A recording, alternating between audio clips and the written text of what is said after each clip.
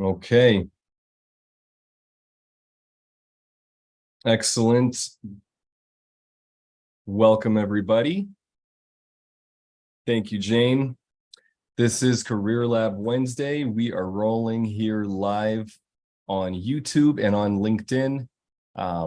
We'll see about participation today because it is the day after the 4th of July here in the US. So I know a lot of people are going to be traveling.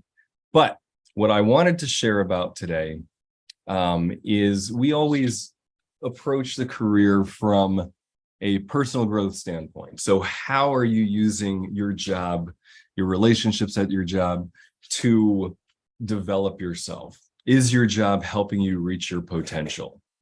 And so more and more I'm taking an approach of focusing on social and emotional intelligence, looking at how to bring in the soft skills into your workplace. What significance does that have there? And welcome, Janet. Good to have you. Happy 4th of July. Am I muted? So what we were going to talk about today is something that can be really useful at the workplace. And it learning to be increasingly self-aware. One of the things that we look at is something that Eric Berne came up with, something called transactional analysis, which is the games that people play. Welcome, Pamela. Happy 4th. And Hello. we are, and I'm going to give a little more context as we've got more people joining in. So I'm going to share some about a topic in social and emotional intelligence, but my primary purpose here is to answer any questions or to do some coaching if that's something that you're wanting. You can always type your questions into the comment section if you are just watching the YouTube stream or the LinkedIn live stream, or if possible, like Janet and Pamela, you can jump in directly on here and I can work with you one-to-one if that's something you want. And if you want confidentiality, you can always type into the comment section or into the chat your question. You can just type "keep me anonymous" and I'll answer your questions as best as I can that way. So as we're getting going here, I started talking about the history of something called the drama triangle. And Eric Berne was a guy who noticed, or I'm sure lots of people noticed it beforehand, but put it into a book called Games People Play, where what we're doing is we are trying to meet our emotional needs, but we're trying to do it indirectly. All of us, to some degree, feel embarrassed or like we shouldn't be wanting attention. We have all kinds of judgments about that. So we basically come up with a whole bunch of convoluted ways to meet those needs without admitting to ourselves that we're trying to meet those needs. And then Stephen Cartman, who was a student of Eric Berne, came along and created something that really bottom-lined it all. It's called the drama triangle. You've got victim, persecutor, rescuer. Victim, persecutor, rescuer. These roles are playing out all the time.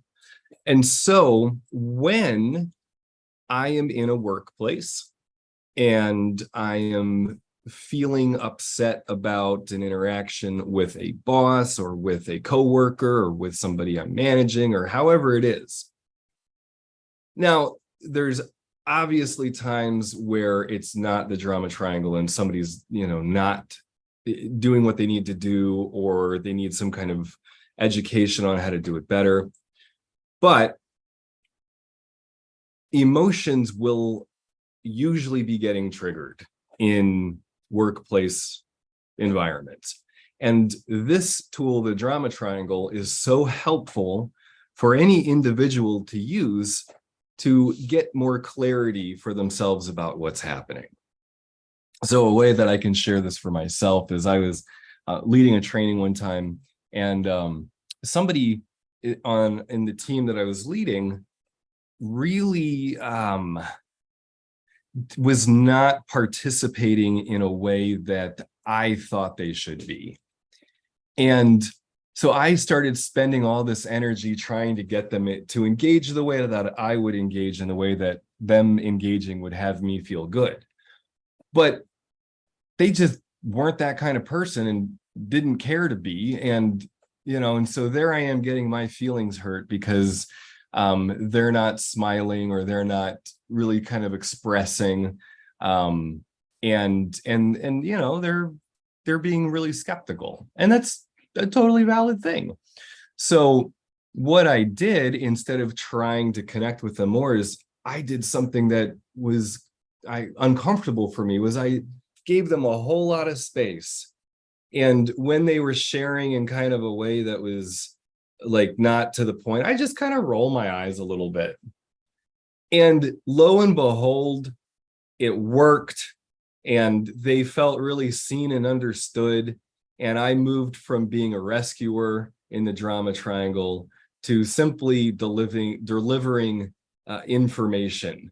And instead of trying to have some kind of a personal contact with them that they weren't interested in having, I just let it go and stepped out of the drama triangle and just did my job of delivering information. So that's a little way that I've used it. I hope this is helpful to everybody listening in, but I want to go to the real point of why I join in here, is because I love connecting with people. And I'd love to hear from you, Pamela or Janet. What have you got going on that you would like coaching with? Where are you at in your career? How can I be of service to you today?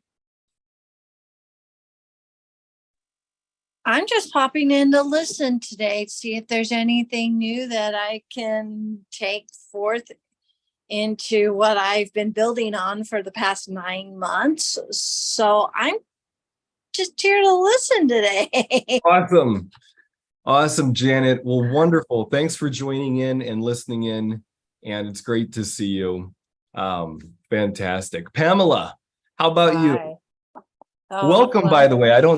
If you've been on, it's been a while since I came on once, dang, names are escaping me. But someone else was here Mike Zell. So Mike Zell was on, and oh, fantastic. He knows me from a long time ago. Okay. So I joined because I have a business partner who can be very challenging. And I've had some success with him, which is great. And it's what interests me in the topic. So he can be very acerbic, sarcastic. Actually, the big problem I was having with him was he had been on site for about 4 months for a project, and he had become very combative with the client, actually. And I'm not fully sure why he was so frustrated, but I actually at that point sat down with him one day and tried a new tactic, which was really to try to understand him and very gently say, you need to stop this behavior because it was affecting our business, not only there, but also at our location with our employees. And it's challenge, but it's gotten better. So I was interested in other tactics. Occasionally I have to bring them up. Particularly because we're 50-50 partners and I'm the president, we sometimes, we think very differently. So sometimes he has a hard time understanding my point of view, and hard as I try to understand his, it doesn't work very well sometimes. So I have learned to set boundaries with him, which is kind of funny because he does not like that.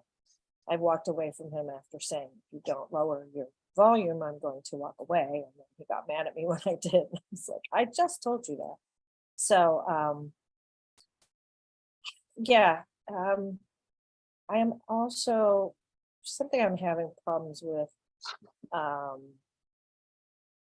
is and I hate to say this, but millennial employees, they have a different mindset than people from my generation. Mhm. They're not as, I guess, work motivated sometimes. And I yeah, I don't know. Our business is very fast moving, which I know a lot of businesses are. And it just my difficulty is sometimes getting them to not want to do 17 steps before starting. 17 steps before starting. Yeah, like too much prep. One of the processes we have is prototyping for exhibits. We build exhibits for children's museums. Oh, okay. And sometimes there's a lot of drawing and choosing parts and things, and sometimes that, because you never know if your first prototype's going to work. So you could think it through and spend 8 hours drawing it in AutoCAD, but sometimes you just need to pick up some Are parts. you wanting them to make decisions faster? Is that what I'm hearing? I'm wanting them to dive in more than thinking for so long, Okay. because we have lots of parts and pieces around that could be picked up and worked with Okay. as an initial step. So Pamela, this is fantastic. You are laying some really good stuff out here.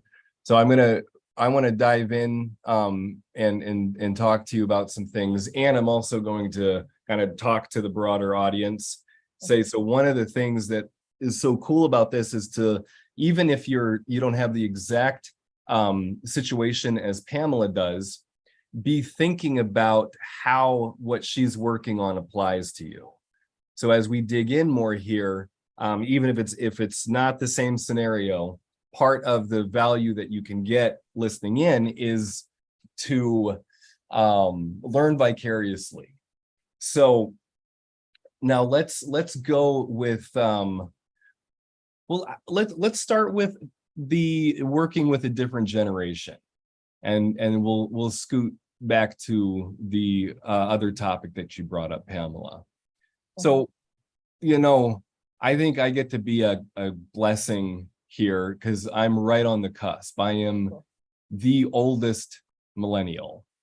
So I was born in 82, and I kind of looked up to the Gen Xers who were kids who were very what are you, a Gen Xer or a boomer? I am at the very, very end of a boomer. Okay. So let me just clarify, because maybe it's not so much millennials. I have a lot of people who are 30 and under. Okay, so A little older than that. And I also have a daughter who's 32, who probably being raised by me and her father, who own this business, doesn't have the same issues I'm dealing with.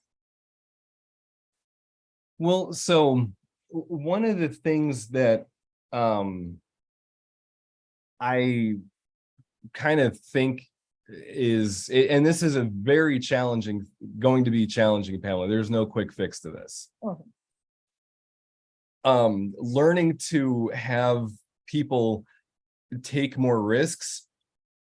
Part of what I think is going on, I should get the developmental model up here.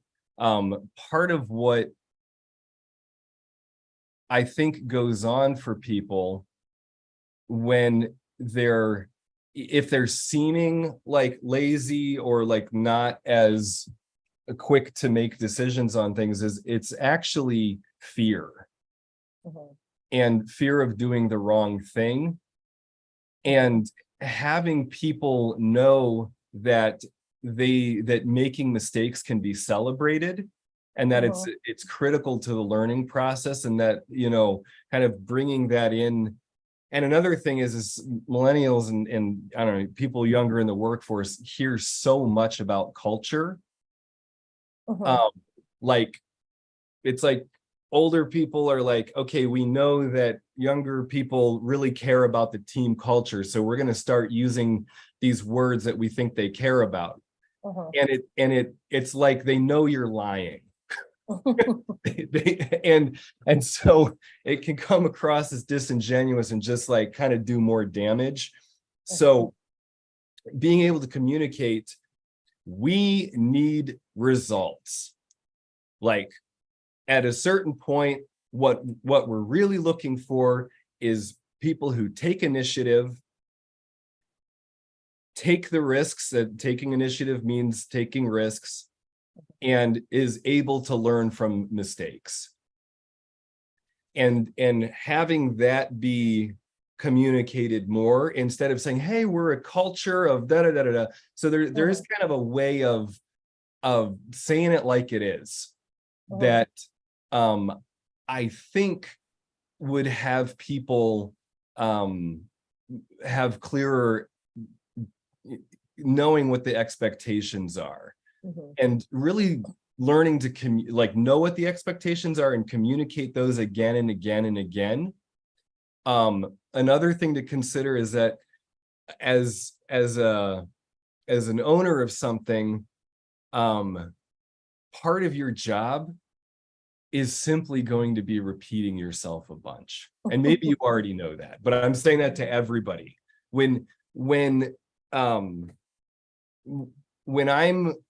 If I catch myself saying something for the fifth time, what happens inside for me is I think I'm doing something wrong. I criticize myself, sometimes kind of unconsciously, like, oh, like, what am I doing wrong? Why am I not getting my point across? Or what's wrong with them? When it's like, well, shifting behaviors just takes time. And if my wife can testify to this, if she tells me she doesn't want my socks on the floor, and it may take me 6 months to really learn that. And so there's a way in which, like, just kind of knowing that and being able to be gentle with myself while I'm training, not criticizing myself, not criticizing them. That's a strategy that has worked for me over time. Pamela, how's that landing for you? Pretty good. I think my connection's a little slow, so let me know if I break out. Part of what is coming up for me is the I think is damage caused by my partner in Is the what? culture. Some of what my partner's behavior has caused damage in the culture. Oh, okay. So we've been around for like 32 years. And do I need to turn my volume up or something? If you could turn your volume up, that'd be awesome. And cultures out. Yeah, I don't, is this any better? I can only turn it up on my computer. It's not, but I can work with it. Okay. We started in 1990. And so we've been around a long time, and we had a very steady crew for many, many years. And culture's always been important to us because we all, when we started, came out of an organization that said we're not busy unless we're working 60 hours a week. Oh, okay. We said, wow, we'd like to work 40 and be busy. So we've always been very supportive of people's lives. And we went through a major change in 2017 where the majority of our staff left for a variety of reasons. We moved locations, and we've been working on building our staff back up. And there is a different way of communicating for sure. And I mean, I work really hard in knowing my employees and working with them.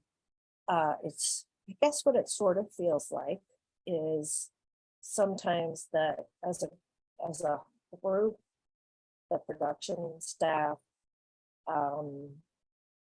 supports one another in this longer process. And so it's sort of then becomes me against them, not like fighting, but my ideas against theirs. And I'm what I don't want to do is and sometimes I'm expected to do this, is to just say, look, I'm in charge here. And I don't think that's the way to change what's happening. So what's what you're is the saying, what's the outcome that you need in order for your business to be successful? I need people to think about economy of time, because that's our most expensive part of the process. We can buy parts that make things easier to put together. So making economy of time in how we approach particularly issues in production or figuring things out in production. What you were saying was really very helpful. Now I'm just trying to remember what it was.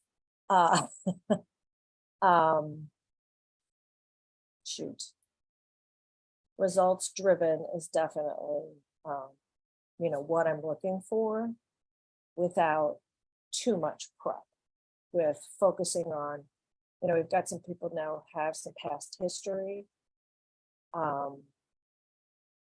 So yeah, they're coming from fear. I guess I could see that. I mean, I'm a perfectionist myself, though I am a jump in and give it a try. And if it doesn't work, try again, until you get it right, and then you get it perfect. I think there's a little bit of not wanting to jump in, but to try to get it perfect the first time. Okay. And I'll do a little bit of this visual might help.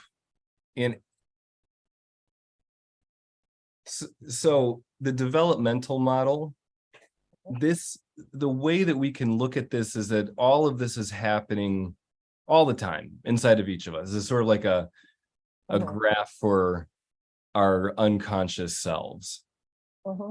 And so intention in the workplace of getting things done.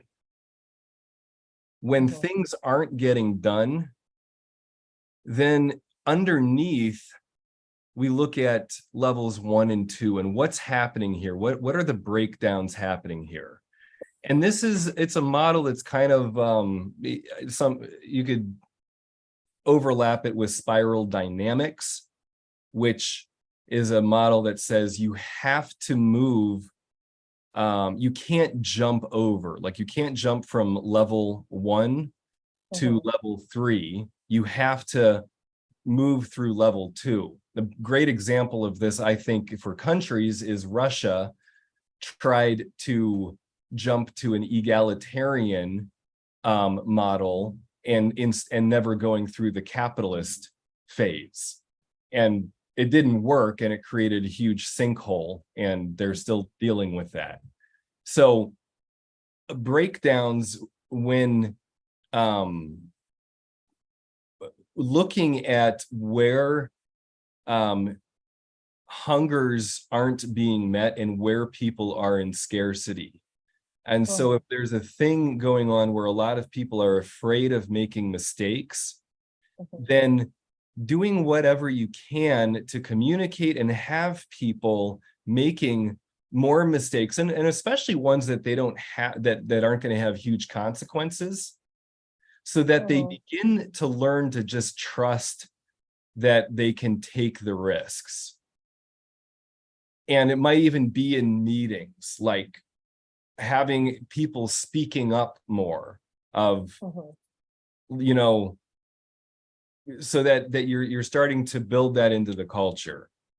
And then there's this huge, hunger for affirmation, hunger to be seen, accepted. And level 2 is aliveness in relationship with others. Mhm. And so you're going to have some people who telling them good job's going to go a long way. If they're a person like me who's more expressive, what we call a cooperator or an energizer, Mhm. you just saying good job or way to try something out, that's going to carry a lot of like, that's like worth money to us cooperators and energizers. Uh-huh.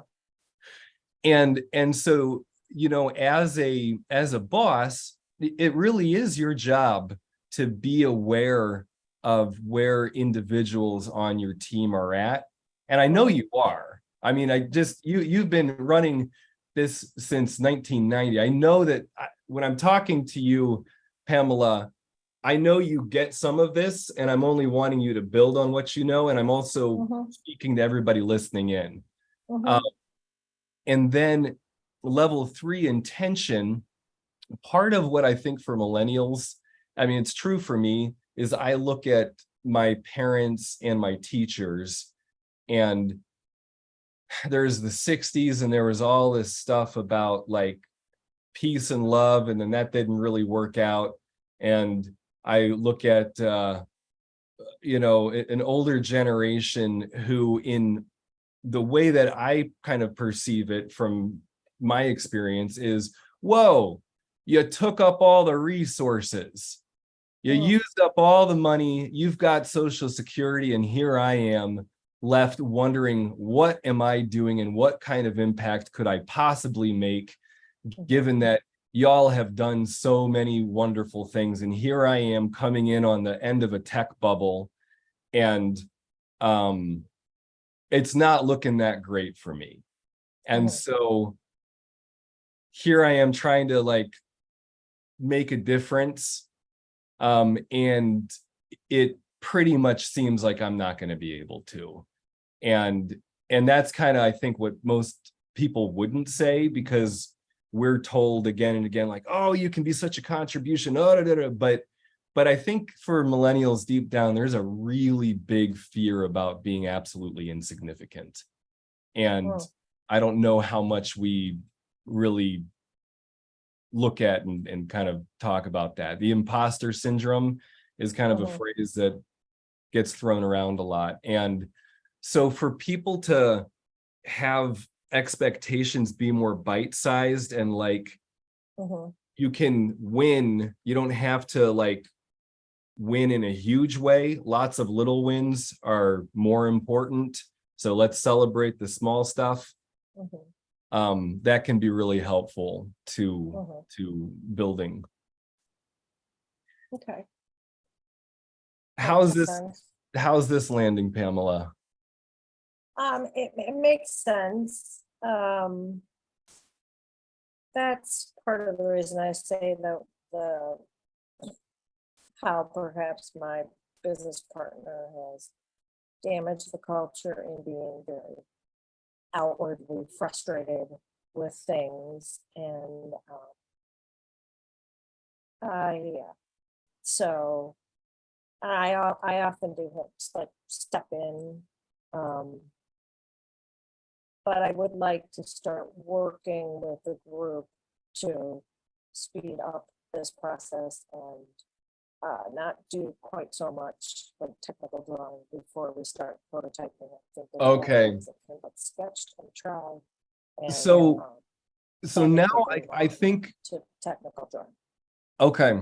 I think, would it be good to move over to your business partner now and Um, address what you were first bringing up? no, I don't think so. I mean, honestly, that's been going much better.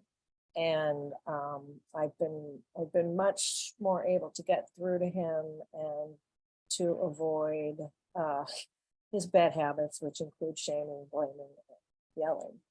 Mm-hmm. So he's I basically told him that he needed to come back to the office and go home and not be out of town for 4 months without his whole life.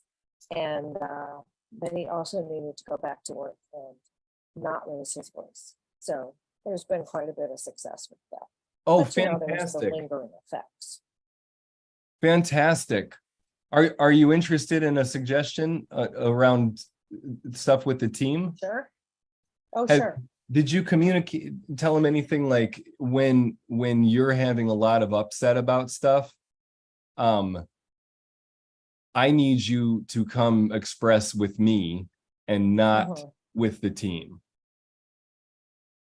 Oh, yeah, that's a good idea. That's a very good idea.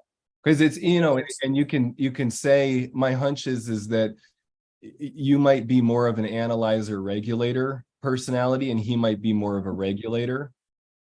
Mhm, mhm. And so it's funny because we have kind of a habit of self-fulfilling prophecy, and I suspect his deep fear is that he'll be made fun of or he won't be taken seriously, and then he kind of like will act in a way that kind of creates that Right, worst right. case scenario for himself. And Mhm. so you can be like, look, we need to, I need you to express this stuff with me directly, and then we can best strategize on how to communicate this and implement it. Because you're not off about some of your frustrations and things, but we need to do it more strategically, and you need to rely on me as an analyzer who's really pays attention to this stuff. You need to understand that I have your back probably more than anybody else is going to have your back. Yeah, And that's a good point. cool. His biggest fear is basically failing. Yep, And yeah, he creates that some for himself. totally. And so you being able to say, dude, I have your back more than any, look at it logically. We're partners in this. Don't go to them. They can't possibly have your back the way that I'm going to. And this is my personality style. Yeah. Yeah, yeah. Yeah, he's I'm not well versed in what Wright uses, but I know Jillian has explained to me. I'm more familiar with the DISC system, and he is a DI, which is outgoing and I can't remember now. And I am and I don't know, I'm the opposite. So Yep. we kind of, we definitely clash in communication. That's so this is so cool because you have the opportunity with him when you're opposites like that. There's all kinds of wonderful things about that. For example, when I was hiring Jane, I specifically chose somebody opposite than me. I sought that out because I knew, hey, I have all these gaps. I need somebody to help in the ways that and I know that she can have my back in ways that it would never occur to me. Right. And so the more that you and he are able to acknowledge that about each other, and it's going to start with you probably taking the lead on this. Oh yeah. A piece that's really helpful here is the 7 rules of engagement from the book, The Heart of the Fight. It's written about couples, but it applies to any relationship. Right. The first 2 rules are accentuate the positive and minimize the negative. And so anytime I can accentuate the positive with my wife, with a business partner, with a client, it primes the brain, it primes the brain to be more open in a more open state of consciousness. Right. And so then assuming goodwill for the other person can be so helpful, and being like, okay, they're seeing the world really differently than I am, and what a gift. How can we benefit from how they see the world? Yeah. I mean, honestly, that our difference in approach to the world has been has been very good for our business overall. So Fantastic. I have no fear. He's afraid of failing. Okay. So, Yeah. Oh, yeah. okay. Yeah. Well, thank you. Cool. Well, great. Pamela, this is really wonderful. Thank you so much for sharing. We're getting comments here that people are relating and that this is they are applying this for themselves. Thank you, Allison. This is the conversation I just had with my co-founder last week. Yes, nice. Allison, good going. Fantastic to hear that. So I'm going to do a quick room reset. This is Career Lab Wednesday. I'm here every Wednesday, noon to 1 p.m. Central. My job is to facilitate you in developing in your career. We see the career as a pathway for you to reach your potential. So whether you're at the interviewing stages in jobs, whether you have questions about managing or relating, peer leadership, how to work with a team, or if you're wondering how to lead a team, all of this is fair game. My job is to help you develop, look at what challenges you have and see them as growth opportunities to grow yourself more personally. And there's a few ways that you can engage. I love it when folks jump in directly on Zoom. I can talk with you that way. If you can't, you can always type your questions into the comment section, and I will do my best to answer those questions there as well.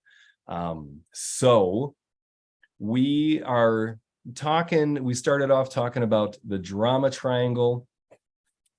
Very useful thing. I've been learning about the drama triangle for 10 years. I engage in the drama triangle every day of my life. It's about being conscious of it, catching where I'm a persecutor, victim, or rescuer. I'll share a little bit about this with Pamela as we're talking. It's so funny because I so want to go to being the rescuer. And then if there's a point where I think like, oh, that wasn't really helpful to Pamela, internally, I can all of a sudden become a persecutor and be like, oh, she's not really listening or getting it. Or I can be a victim and be like, oh no, I'm not good. I'm totally failing as a coach. All that dialogue in the drama triangle, that can all run unconsciously. I don't even need anybody else to engage in drama thinking. It's so prevalent for everybody that the real skill that we look at with the drama triangle is to be aware of it. Once I catch it, then I'm way more likely to step out of it. I brought up a couple things that often help step out of it. Accentuate the positive. Internally, I was kind of like, George, you're here on LinkedIn and YouTube talking to people. You're doing a good job. So I kind of accentuate positive things about me, minimize the negative, and say like, oh yeah, I might not be perfect and it's not a big deal. So that kind of thing just internally can be a good thing. And then also applying it to relationships. A natural persecutor. Yeah, totally. Oh, Jody, great question. It's heart of the fight. I'm going to sneeze at a second. Excuse me. Oh, thanks, Pamela. Yeah, stopping the video for internet speed. A good idea. Yeah, video eats up more bandwidth. So the book is Heart of the Fight. You can totally find it on Amazon. We can throw a link in there in just a moment. And I am strongly considering reading The Heart of the Fight and just having it on YouTube for people to listen to. It is one of the most helpful books for all of my relationships that I've ever read. It's super practical. And you can trust that it's built on a ton of research, but you don't have to go do years and years of research yourself to get the benefit of it. Great. Yes, thank you, Jane. So natural persecutor, says Pamela. So again, when looking at that, Pamela, you can then, if I'm persecuting, it likely means a part of me feels like a victim, like, why aren't they getting it? And another part is the rescuer of, oh, it's my job to explain or fix things. It's my job to make sure everybody gets it. And in some case, as a business owner, it is your job. I mean, your business depends on your ability to educate and hire the right people for the job and create the space for people to be affected, so, but that's a way then where you can distinguish between where you're rescuing or persecuting and where you're actually doing your job. Great. So I would love to hear from other people. Part of how this works is you can jump in directly here on Zoom and we can talk. Anything is on the table career related, or if you can't jump in on Zoom, you can always type a question into the comment section. It can be anything small, anything big. No question is off the table when it's career related. I'd love to hear from folks and hear what you're working on. How can I support you today?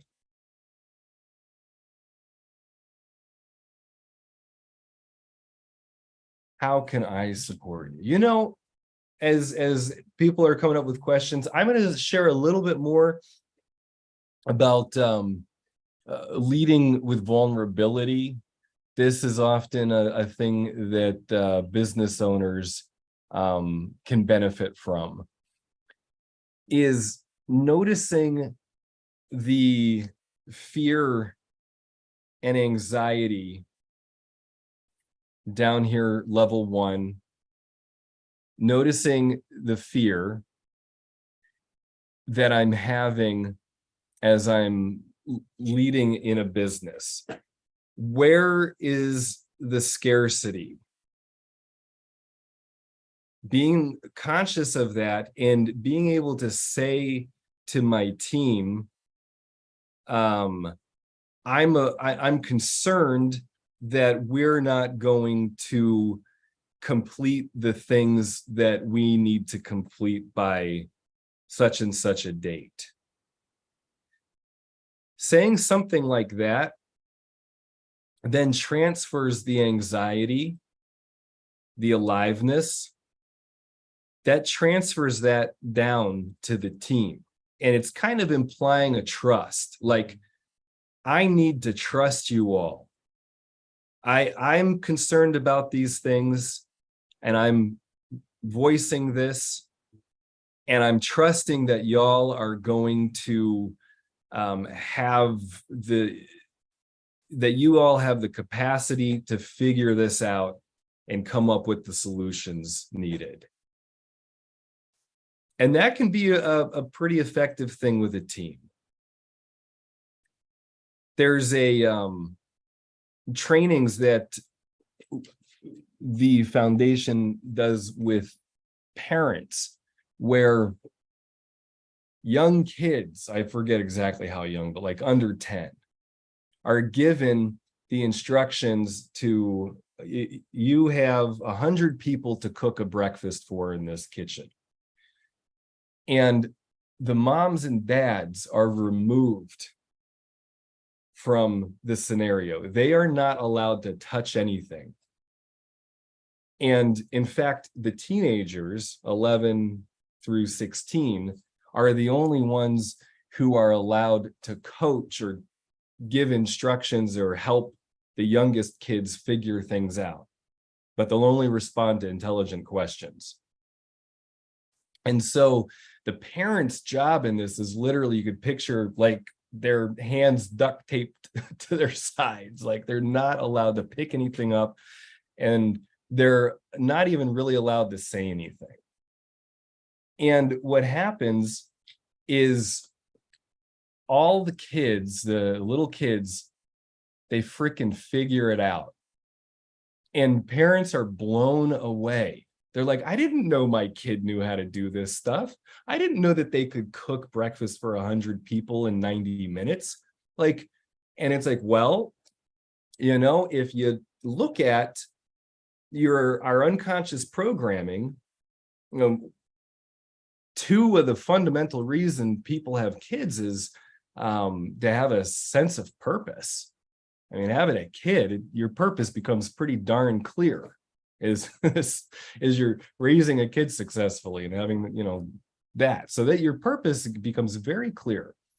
And so then you get a great amount of sense of purpose and belonging and all that stuff by doing things for your kids, trying to have them have the childhood that you didn't have.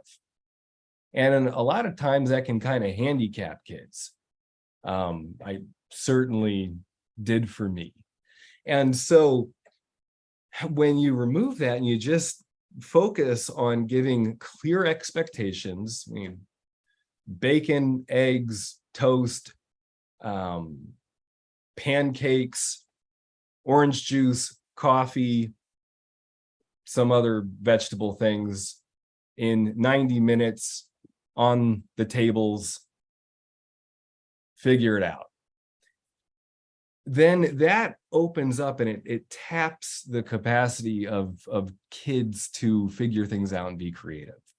And I'll always remember one time where there's this cart in the kitchen, and we never used it before. We used it in the kitchen, but we never used it to take things out to the main space. And sure enough, when the kids had to do this, they're too small to carry these giant pans out to the table. So they put it on this cart, and there's a little 8-year-old like rolling this cart out. And I was like, that's such a better idea than the way I've been doing it for years. Wow. So when communicating, this is what we want. Here's the things you have to do it. Now do it. All kinds of stuff can happen. And it takes learning how to step out of the way is really a challenging thing for any adult. So I think, Pamela, that it is awesome. It really is something to see. So again, on a team and leading vulnerably and being able to say, I have a concern, putting it out there, then the team naturally wants to jump in and figure things out. They're hired. It gives them a sense of purpose. They want to help. Another one, I had a client, I thought this was beautiful, was she was amazing with presentations, but she hated doing them because they stressed her out so much.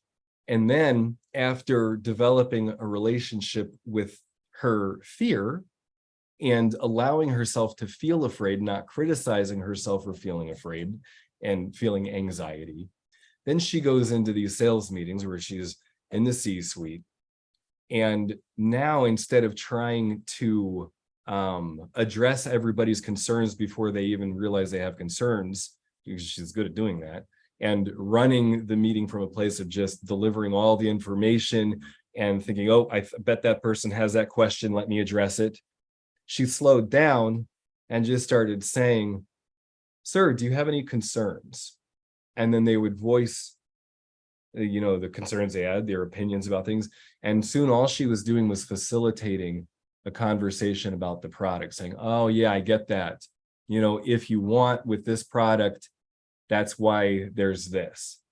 And so she was able to carry less of the anxiety by being more present with her anxiety and naming it to the people in the room in a way that invited them in to be co-collaborators with things, and instead of trying to get ahead of their questions. Oh, great. We got a question coming in. Are there any patterns or triggers that perpetuate unhealthy dynamics? How to communicate my feelings and concerns about these with the relevant individuals. Are there any patterns or triggers that perpetuate unhealthy? Yeah. Quick answer is absolutely. If we look at humanity as a space of learning and growing, we have, every single individual has all kinds of unhealthy patterns and triggers. So my response to this is yes, one of them is the drama triangle. Each one of us engages in being a rescuer, being a persecutor, being a victim to things. Each one of us does that many times a day. And that does create unhealthy dynamics. I'll give you another personal example. I set my alarm clock often at 5 a.m. I get up and go play basketball. When that alarm goes off, I am a victim to it. I'm like, why? This is horrible. And I want to rescue myself and hit snooze.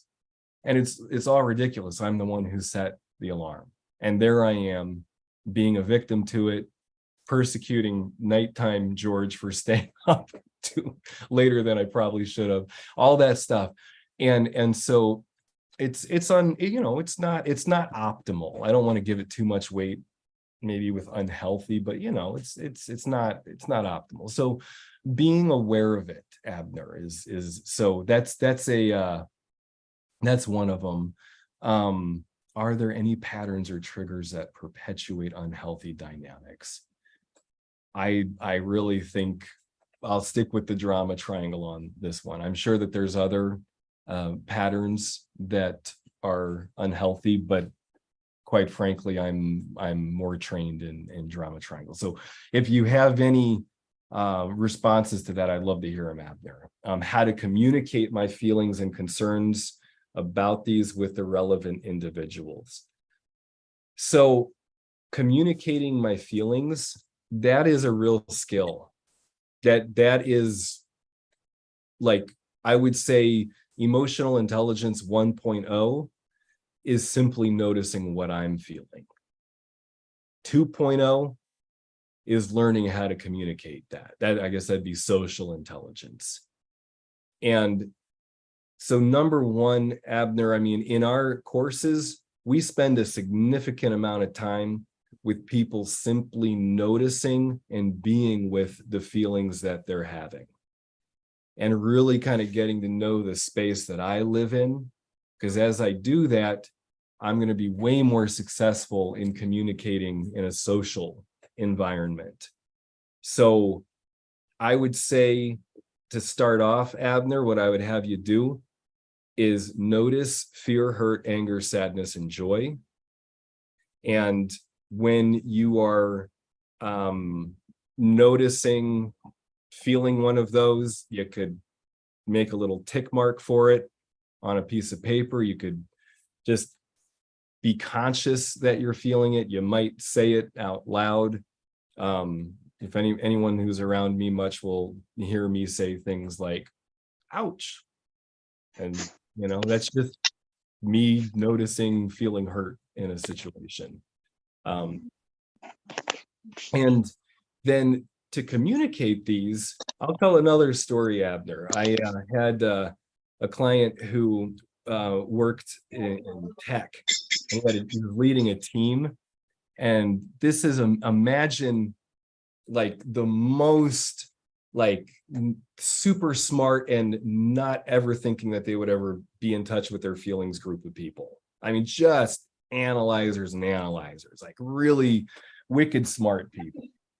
And they got off of a call with a client, and basically the client screwed him over in all kinds of ways and didn't communicate things that the client really should have communicated, all this stuff. So my coaching client, after that call, he was practicing being with his feelings and communicating that. All he did was take his fist and go on the table and just say, I'm angry. Not over the top. He didn't throw a giant temper tantrum. He just said, I'm angry. And it was like the record scratched and like the room froze, and his team was like, uh-oh, because they started scanning like, oh, is he mad at us? Who knows exactly what. So there was a pause, and then another person on his team said, you know what? I'm really angry too. They did not they totally got us off guard here. They didn't communicate with us at all. Like, we just want to do a really good job. And soon, all he was doing was sitting back and watching his team be upset and harness their hurt and anger towards outcomes and say, you know what? We can't trust this client to communicate the way they need to. So we're going to put up these times where we're going to make sure that this client is communicating, and we have to really be the ones investigating here, because clearly they're not going to do it. And my client was like, oh my gosh, my team just handled everything that I would have gone away, thought up, okay, we need to implement this, this, and this, and this, and then I'd have to come communicate this, and I'd have to convince them of it. He's like, they just handled all of that in like 20 minutes. They did it themselves. All I said was, I'm angry. And like, my team just took it. And he's like, oh my gosh. And he was actually moved. He was moved to tears. He was like, they really care. I didn't know they cared that much. Like, oh my goodness, like they so have my back, I didn't even know it. And I would have tried to micromanage everything without kind of, just being present with what I felt and naming that. And by naming that as a leader, it's a vulnerable thing. I mean, any leader out there to name any kind of a feeling, I recommend not even saying you're angry, because that might be too far. I'm upset. That might be as far as you want to go. As a leader, naming your feelings, it is incredibly vulnerable. You can be shot down with it. But it's very often helpful. It lets your team know that it's okay for them to be upset too. It's okay for them to be hurt. And once they start accepting that stuff about themselves, it really then allows it opens up the possibility of communicating amongst each other. And so one of the greatest things you can do as a leader is have that emotional intelligence and then the social intelligence to communicate it in an effective way. Now, Abner, I really rolled with what you said there. I hope that's helpful. Thank you for putting that question in there. Patterns or triggers that perpetuate unhealthy dynamics? Answer is yes. A surefire one you're going to find is the drama triangle. A way to step out of that and communicate your feelings is to really be in touch with your feelings and then communicate it in a responsible way, responsible ability to respond to something. That the client I was talking about, their clients screwed him over, didn't communicate clearly. He said, I'm angry about that. His team picked it up and was able to come up with things to have that never happen again, or less likely to happen again. Pamela, good to see you. I got to sign off here in a minute. Is there anything else that you want to say or address before closing off here? I just want to say that I learned that if I feel attacked and I respond as a victim, that's not going to help the communication. And conversely, if I attack, I'm going to get a victim response. Yes. Oh, thank you for jumping on and saying that. Totally. And it's so good when you said, if I feel attacked and then I respond from that position of like, I was just attacked, that's going to create that self-fulfilling prophecy. It's like I'm going to continue to feel increasingly attacked. And notice there, this is how subtle this feeling stuff is. Feel attacked. Well, right there, I'm already kind of lying, because attacked isn't the feeling. So if I can start training myself to say, I feel hurt, or I feel concerned that I'm being attacked, right there already, I'm soothing my amygdala in my brain, the emotional center, and I'm giving myself a little distance and a little more clarity in connecting with another person. So I can just start training myself more and more to notice what I'm feeling, then that can really go a long way. And look, another part of the strategy we're talking about with social and emotional intelligence is in degrees. Like, so let's say I'm kind of off kilter here and I want to be going straight. If I even just turn this like 2 or 3 degrees, I'm already over time much more on a path that is healthy and productive. Wonderful stuff, everybody. Thank you for joining in Career Lab Wednesday. I actually have a coaching session now, so I'm going to wrap up real quickly. I will be here every Wednesday, noon to 1 p.m. Central Time, and look forward to working with you more. You can always catch videos on YouTube. And if you ever want to, you can set up a 15-minute call with me if you have stuff that's confidential you don't want to bring on live, or if you just want to talk more and see if coaching is something that you want to continue, set up a 15-minute call with me. I'll do the best that I can. Great. Oh, and Vern, you got it. Take care, everybody. Happy 4th of July week, and be in touch. Arun, great. Thanks for joining in. Good having you here. Pamela, thanks again. Take care.